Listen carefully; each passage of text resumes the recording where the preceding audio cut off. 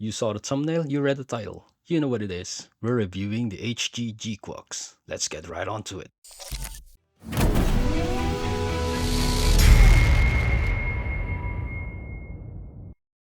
The titular mech of the Mobile Suit Gundam GQuuuuux. This led the charge as the first model kit in the said anime's high-grade lineup. As such, it's another opportunity for Bandai to flex their model kit innovation muscles. So, does Bandai wow us once again? What does this kit have to offer? Let's check it out, starting with the looks. Designed by Ikuto Yamashita, if you are even remotely aware of Neon Genesis Evangelion, you can easily see the Eva influences in the visual design of the GQuuuuux applied to the usual Gundam elements. It sports a slender silhouette, with shapes strongly contrasting those of the Granddaddy RX-78-2 Gundam. Curves and sharp edges are combined, each section of the mech flowing smoothly into the next. The shapes formed by the angles contribute to the abstract tech aesthetics, which the show is going for, I bet. Complementary to this is a high level of detail, with each unit composed of varying plates, implemented via a great degree of part separation. More on this later. They even added details inside the thrusters in the feet, which will be spending most of their time in the shadows anyway. All these elements lend to a cohesive design, for the most part. An aspect that feels odd to me is the backpack. The boosters look like legs with hooves, which feels out of place. The elements here, while still in the same aesthetic, aren't exactly repeated anywhere else on the mech. I suppose this might be intentional, so you can immediately tell that it's part of the core fighter that can separate from the mech. More about this core fighter later. That said, it's just something that stands out to me. A nitpick, you can say. As a whole, the visuals are crisp and well structured. As to the colors, a major portion is white, like many protagonist suits that have come before it. However, compared to its predecessors, there is a greater degree of integration of the red-blue-yellow triad color harmony in the GQuuuuux. The shades they used work well together. The blue is around the mid-level of saturation and above halfway brightness. The red is around the same level of brightness but a bit more saturated. The yellow is saturated and bright, but it works well since it only makes up a small portion. We have some dark grays here that serves to break up the colors alongside the white to help balance the overall color scheme. There is a bit of purple here done via foil stickers, though they are such a small part that they're negligible in terms of the color harmony of the MS. It's just additional detail. There are color inaccuracies here, which have no color correcting stickers provided. Sample is the head, particularly the V-fin area, and some more finer details here and there. The most numerous is on the backpack, or rather, the core fighter as a whole. You can see the official art has different colors for these parts. The largest violator here are these parts between the rings. If you want complete color accuracy, you'll have to touch these up with some paints. By the way, I'm curious, how much of a deal are color inaccuracies to you? Not just this kit, but for Gunpla or Plamo in general. I believe this would be different for those who've started with the one-color kits from the beginnings of Gunpla, as well as those of you who paint every kit anyway. But I'd like to hear personal insights. Hate them? Don't really care? Leave them in the comments below. Now, apart from the MS itself, what's included in the box? Let's start with the weapons. You have a pair of beam sabers, and these are great. I like how they differ greatly from the usual beam sabers we have. The handles, which are attached to the back of the waist when not in use, have a handguard. The effect parts emulate a single-edged sword, which makes the saber moniker more apt. Well, it's still a blade made of superheated particles. They cut with heat, not with sharpness, so yes, technically it has an omnidirectional edge just like your simple cylindrical beam saber blades. An argument can be made that it doesn't really need to be in this shape, but hey, it looks cool. Anyway, to use it, simply attach the effect part and sandwich the handle between the holding hand parts. You can dual wield them if you like. There is a beam rifle. It's nicely detailed with a bit of color separation. You can attach it to either hand for a ranged attack option. An additional melee weapon is this Heat Hawk. It's a single part molded in one color. If you want it to look like it's in the active state, you'll need to paint it. There is also a shield. It looks nice. The gray frame creates a detailed trim around the white panels. The curved shape and its proportionally small size makes it blend well with the MS. It attaches to this wrist armor part of either arm. This means you can equip it and the hands remain free to hold other weapons. The armor part it attaches to can rotate freely, so you have flexibility with how you position it. As for hand options, you've already seen the pair of holding hands for wielding the weapons. They are just the sandwich style ones, and they do their job well. You also have a pair of open expressive hands for when you pose the MS not holding a weapon. As for other extras, you have this alternate head part, which is the normal mode head. You just interchange it with the Psychomu active head depending on how you want to display it. Then there's the cockpit part, which attaches to the backpack to form the core fighter, so you can display it separately.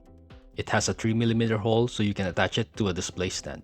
As mentioned previously, it needs some detailing to be color accurate. Articulation, starting with the head. You have a hinge at the top and a ball joint connects to the neck. The up and down tilt is great. It can tilt side to side a little bit. It can rotate fully, but be careful with the chin as it will clash with the surrounding parts if not moved a certain way. The whole neck construction here is connected via a ball joint inside the upper part of the torso. It complements the head movement. The torso crunch is pretty good towards the front, a little less towards the back, but still good. Side to side tilt is relatively limited, but not too bad. You can get a bit of twisting, and it can rotate at the connection point to the waist unit.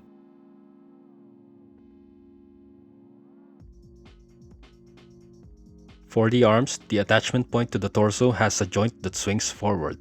It allows the arm to reach across quite far. The shoulder armor. Can you really call it armor? Not really covering much, is it? I suppose that's because they have a different function, which I wouldn't specify. Could be a spoiler for the anime. The later variation of this kit shows that, but hey, just to be safe. Anyway, let's just go with armor per brevity. The shoulder armor moves independently on a hinge. If you move it out of the way, you can raise the arm a bit more than parallel to the ground. You can rotate the arm fully. This red band is the point of the upper arm cut. You get a full rotation here. The elbow is a single hinge, but the arm parts are shaped in a way to accommodate each other, allowing greater than a 90-degree bend. This wrist armor, as mentioned earlier, rotates independently. The hand is connected via a standard ball joint.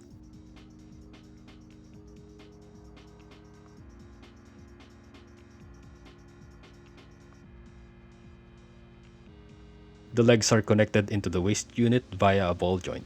As the kit doesn't have any skirting, the legs can rotate fully. The ball joint serves as a pseudo drop-down mechanism, which works in tandem with the hinge that allows the leg to be raised sideways, almost a complete split. Similar to the elbow, the knee is a single hinge with the leg shaped uniquely to allow more than a 90-degree bend.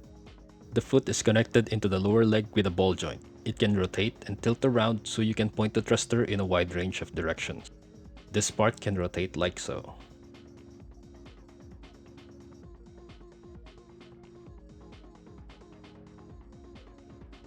The backpack can rotate as a whole via the peg connection to the back. Then, each leg has 2 points of rotation.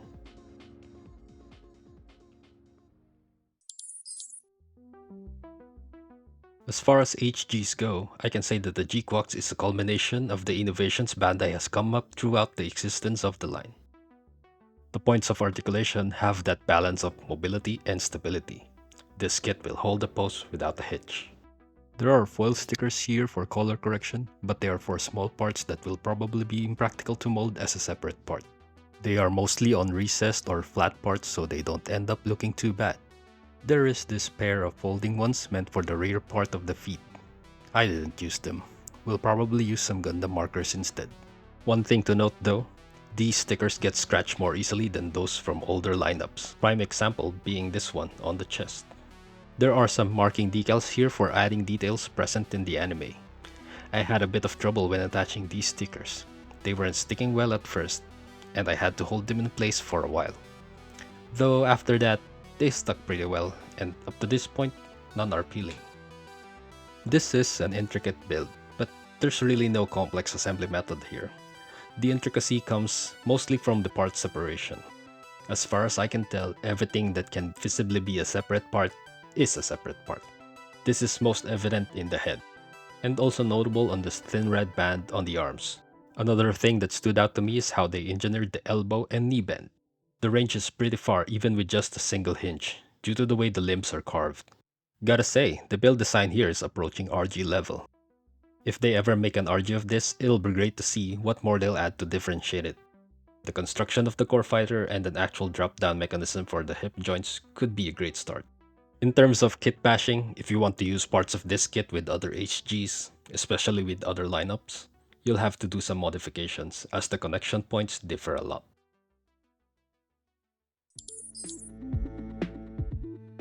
The high-grade GQuuuuux. Wow, HGs have come really far, huh? In the looks department, this model seems like it stepped right out of the anime. With the exception of a few inaccuracies, it captures the aesthetic of the source material quite well. It comes with a pretty good set of accessories that the MS can use without issue. The articulation is top-notch, allowing for a dynamic range of poses, and the model holds them firmly. The build is such a nice experience, with the implementation of great parts separation, and construction design that goes beyond the bar set by HGs that came before it. This makes me excited to see the heights they take Gunpla in the years to come. Not just HG, but other grades as well. How about you? Do you feel the same? Honestly, there's a lot going on with this kit. I probably missed some aspects. Let me know in the comments what you liked or not on this HG. Also, what other kits from this lineup should I look at? I'll be reviewing the G-Fred later on, so subscribe to see that. Though I'll be checking a kit from a different grade on the next review. Hope you look forward to that as well. You can also check the other Plamo reviews I have up on the channel. Okay, I'll stop rambling there. As always, enjoy building.